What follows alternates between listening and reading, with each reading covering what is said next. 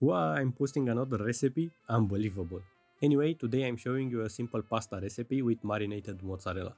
For this to work, of course you're gonna need some mozzarella balls. You want to break them in two or just smash them a little. Then we have to add some spices. I add some chili powder, smoked paprika, very important here, dried basil, salt, black pepper and some olive oil.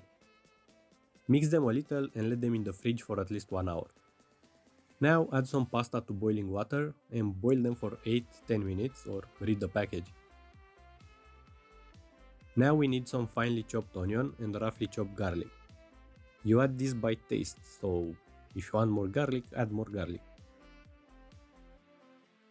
In a pan, have some butter with a little oil and cook your onion until it starts to get color. Bring your garlic to the party and cook for a few more seconds. Add the tomato sauce. I'm giving it a little mix so the onion can be coated in it to not burn on the pan. Time to add more smoked paprika, salt, black pepper, and I like to add a little sugar. Also some fresh basil.